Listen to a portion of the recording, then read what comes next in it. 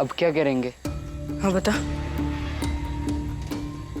जो दूसरों को डराते हैं वो खुद भी बहुत डरपोक होते हैं, इसलिए वो दूसरों को डराते हैं और हमें उन्हें डराना है। फिर उनका डर उन्हीं को कैद कर देगा। लेकिन कैसे?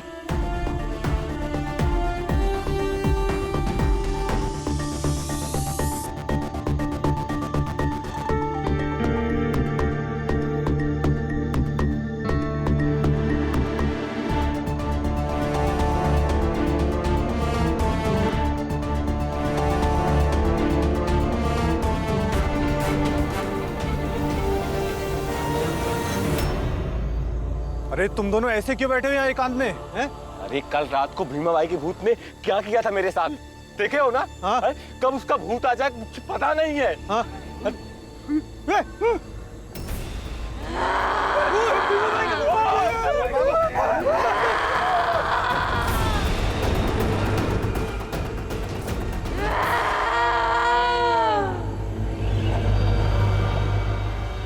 मैं भी एक आत्मा हूँ, इसलिए मुझे पता है तुम झूठ बोल रही हो।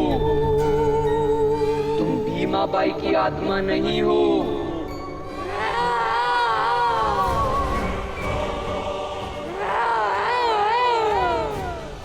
अगर तुम आत्मा हो तो तुम नहीं मरोगी, मैं तुम्हें काट देती हूँ।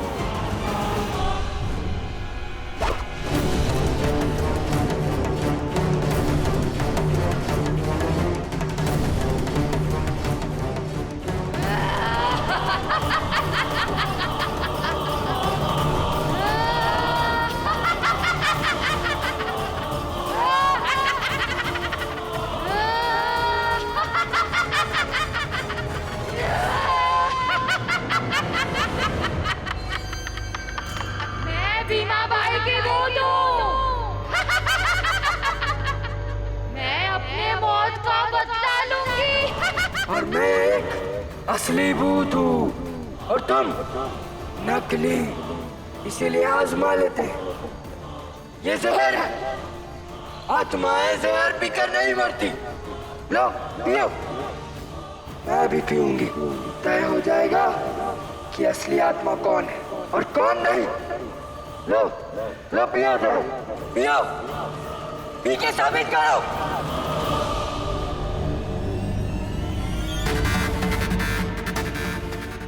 काट कर दो मुझे, रुको, मैं ये पूरा मरती नहीं।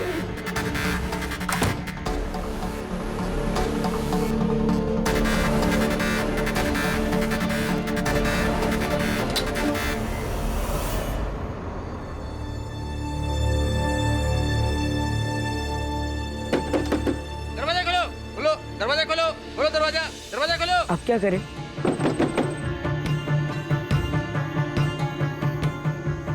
हम पुरंजन काका के पास चलते हैं, फिर सुबह होने का इंतजार करेंगे।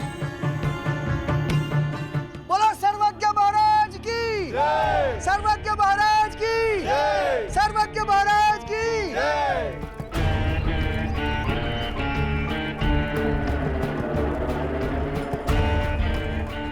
आओ राम जी, सत्य तो यही है, शांति के लिए अंततः हमारी मान्यता है, धर्म, विधि और पूजा ही है। आओ आओ सूबेदार। अरे चिढ़ा नहीं रहे हैं, बता रहे हैं। हमारी मान्यताओं और हमारी संरचनाओं के बीच में रहोगे तो तकलीफ नहीं होगी, हमेशा खुश रहोगे, आराम से जियोगे, समझे? आओ आओ।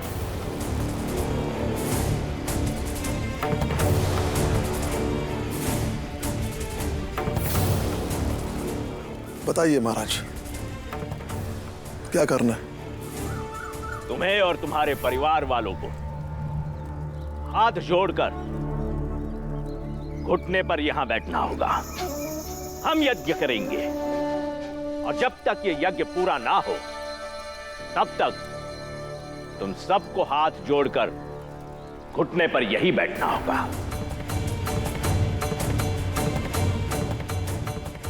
ठीक है। बस एक सवाल है महाराज जी। क्या? ऐसे आग जलाने से मेरी आई की आत्मा कैसे यहाँ से चली जाएगी? बस ये समझा दीजिए। यज्ञ में बहुत ताकत होती है।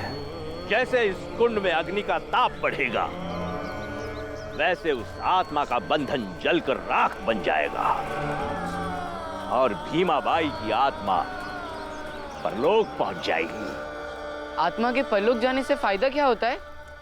आत्मा को परम शांति की प्राप्ति होती है। फिर ठीक है, आपके समाज के 2 लोग जो रात में आत्मा बनकर भटक रहे थे, उन्हें शांति की ज्यादा जरूरत है।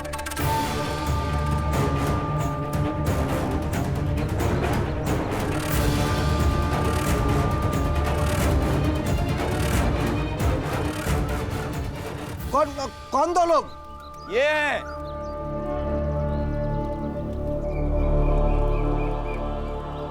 चल चल चल चल चल चल जल्दी चल। ये है वो 2 लोग।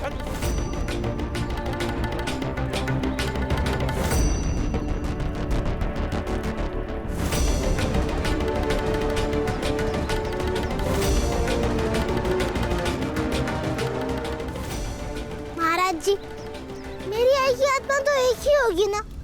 फिर ये 2 लोग जो रात में आत्मा बनकर भटक रहे थे, सबको डरा रहे थे, इन्हें शांति कैसे मिलेगी? आप बताइए और इन सब लोगों को समझाइए कि आपका ज्ञान इतना अधूरा कैसे हो गया कि किसी और की आत्मा कोई और व्यक्ति बनकर घूम रहा है।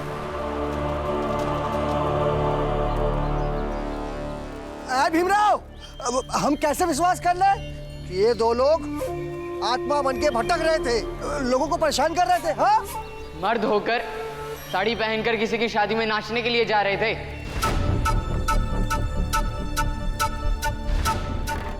सवाल जवाब का कोई मतलब नहीं है, अब बात साफ है। लेकिन ये लोग ऐसा क्यों कर रहे थे? हाँ, ये सवाल उचित है। इन दोनों को बताना चाहिए कि आखिर किसके कहने पर ये दोनों ऐसा कर रहे थे।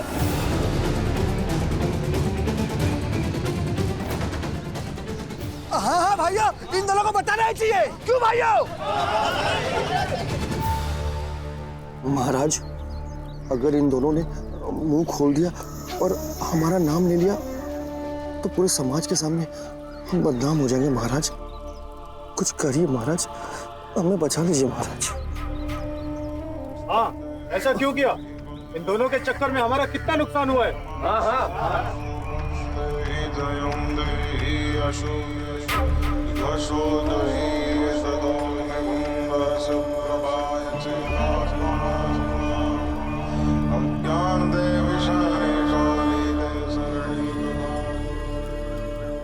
हम बताते हैं किसके कहने पर इन दोनों ने ये सब कुछ किया।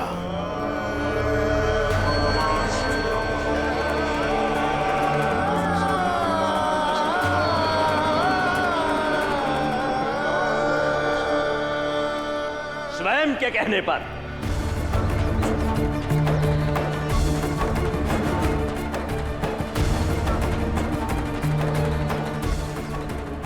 जाति के जिस भेद को भीमराव, राम जी और उसके परिवार वालों ने कभी नहीं माना, इन दोनों ने पूरी उम्र उस भेद को स्वीकार करते हुए जिया है। और बार बार जो संघर्ष, जो टकराव हमारे और इनके बीच होता रहा, उसी तरह जैसे हमें तकलीफ हुई, वैसे इनके मन में भी क्षोभ, कुंठा और गुस्सा बढ़ता गया। मौका मिलते ही वो बाहर निकल आया। महाराज, हमने शांत।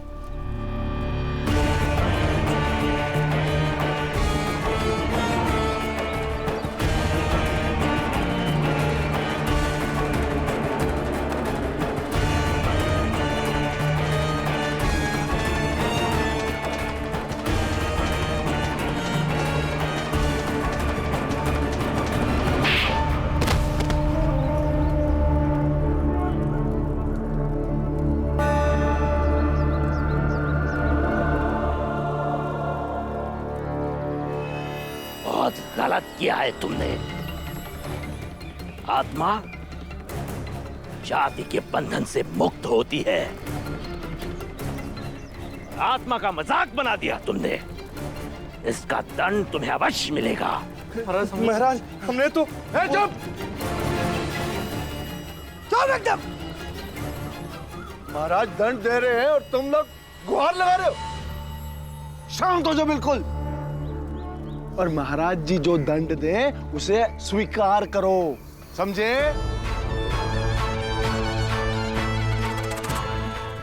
उठाकर ले जाओ इन्हें और बंद कर दो, और एक पखवाड़े तक भोजन के बिना रख दो इनको। जो आज्ञा महाराज। उठ रे, उठ, उठ, उठ, उठ, उठ, आत्मा बनेगा, उठ, चल, हट, हट, हट, हट मुझे, चल, चल, चल।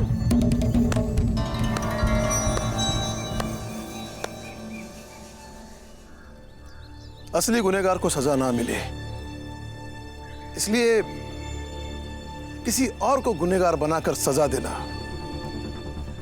ये तो बहुत पुरानी परंपरा है।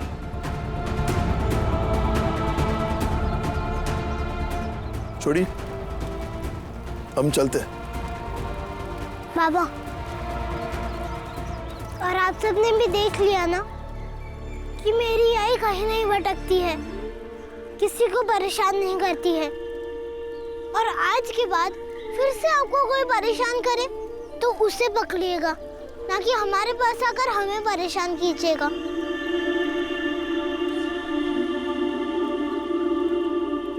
चलिए बाबा। लेकिन राम जी, ये पूजा तो तुम्हारी पत्नी भीमा बाई की आत्मा की शांति के लिए हो रही थी। वजह चाहे जो भी रही हो, लेकिन ये सारे लोग यहां पर इसीलिए उपस्थित हुए हैं ताकि तुम्हारी पत्नी भीमा बाई की आत्मा को शांति और मोक्ष मिल सके।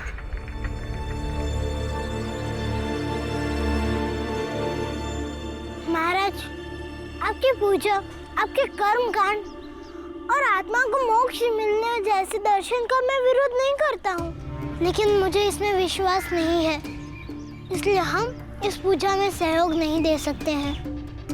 और बात मेरी पत्नी की है, इनके आई की है, और ये हमारा व्यक्तिगत मामला है। राम जी, तुम्हारी पत्नी और इनकी आई का मामला अब ज्यादा दिन व्यक्तिगत नहीं रह पाएगा। ए राम जी, कैसा व्यक्तिगत? हाँ? अरे हम सबका उद्देश्य शांति की इस पूजा को संपन्न कराना था ना, लेकिन तुम्हारा इसमें भागीदार ना बनना हमारे धर्म और हमारी परंपरा को अपमानित करता है। पंडित जी, बेवजह धर्म को बीच में लाकर खुद को अपमानित मान लेने का कोई इलाज नहीं है। चलिए बाबा। भीमराव, रुक! तुम लोगों को इस पूजा पे विश्वास हो या ना हो, पूजा तो संपन्न करके ही जाना पड़ेगा। क्यों भाइयों? अगर इस अधूरी पूजा से ईश्वर नाराज हुए तो यहां उपस्थित हर व्यक्ति के जीवन में कुछ ना कुछ बुरा अवश्य होगा।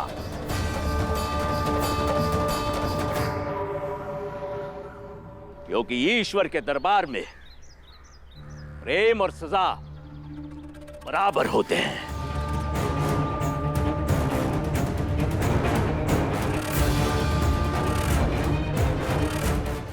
तुम तो समझदार हो, और वैसे भी तुम इस पूजा के लिए आए थे। तुमने सुना महाराज ने क्या कहा? अगर तुम ये पूजा अधूरी छोड़ के चले जाओगे, इसकी सजा सबको भुगतनी पड़ेगी, और अगर किसी को कुछ हो गया तो इसके जिम्मेदार तुम और तुम्हारा परिवार होगा। सेठ जी, वैसे भी हर बुरी चीज के जिम्मेदार तो हम ही होते हैं ना। चलिए बाबा।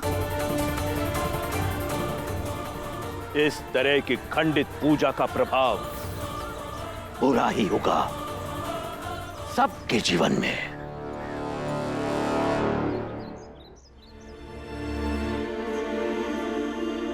आओ बैठो।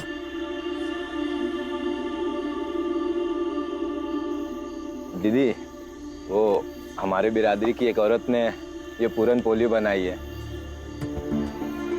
राम जी कहाँ हैं? अंदर खाना बना रहे हैं।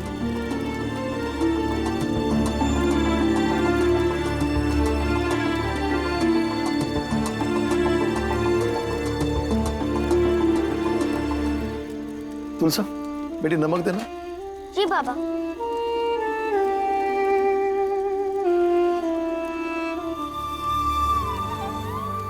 मुझे थोड़ी बहुत जो भी मदद चाहिए मैं कह दिया करूंगा, लेकिन तुम दोनों अपनी पढ़ाई पर ध्यान देना। पढ़ाई लिखाई छोड़कर कुछ करने की जरूरत नहीं है। लेकिन बाबा, मैंने ऐसे खाना बनाना सीखा है और हम दोनों बहनें बना लिया करेंगे ना। हाँ बाबा, गंगा दीदी ने मुझे सब्जियां काटना सिखा दिया है। अगर तुम दोनों खाना बनाओगे तो बाबा किस लिए? हाँ?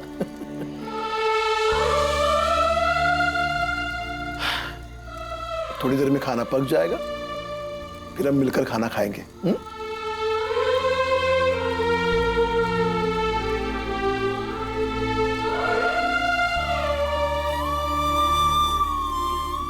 बाबा को ऐसी परेशानी में देखकर यही लग रहा है, आई के जाने के बाद सबसे ज्यादा दिक्कत बाबा को ही है। हाँ, और बाबा हमारी सुन भी नहीं रहे हैं। मैं क्या बोल रहा हूँ कि राम जी से वो शादी की बात फिर से छेड़ा जाए क्या? नहीं नहीं पुरंजन, ऐसी गलती भी मत करना। लेकिन दीदी, वो बंबई वाली लड़की के लिए वर ढूंढा जा रहा है और मैंने अपनी बिरादरी के लोगों से बात भी की कि वो लोग मौका देखकर राम जी को समझाए बुझाए। सोचिए राम जी, सोचिए।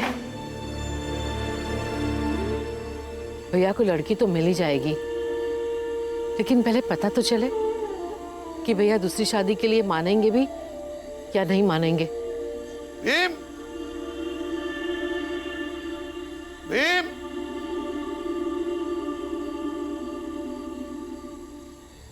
ये भीम कहाँ चला गया? पता नहीं बाबा, हम भी उसे ढूंढने ही गए थे। ये इस वक्त कहाँ गया? आज जो हुआ उस वजह से भीम के साथ गांव वालों ने कुछ गलत तो नहीं कर दिया?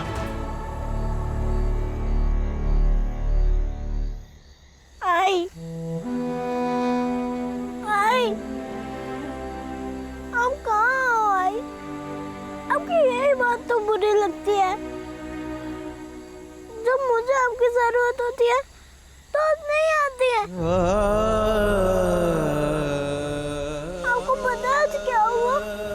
सब आपको भूत बनाने पर तुले थे, लेकिन हम जीत गए। अब हमारी आई है और आई ही रहेंगी।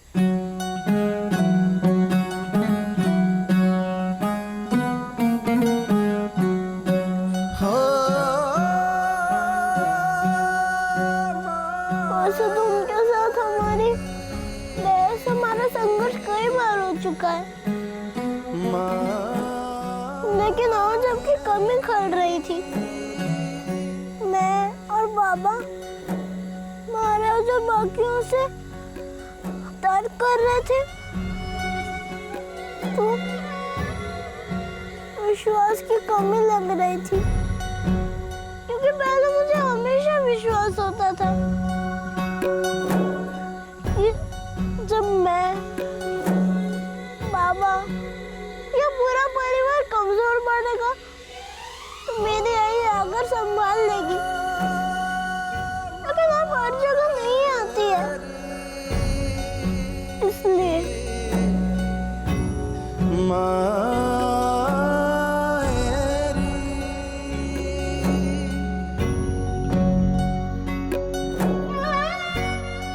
ऐसे आग जलाने से मेरी आई की आत्मा कैसे यहाँ से चली जाएगी? जैसे इस कुंड में अग्नि का ताप बढ़ेगा, वैसे उस आत्मा का बंधन जलकर राख बन जाएगा और भीमाबाई की आत्मा परलोक पहुंच जाएगी।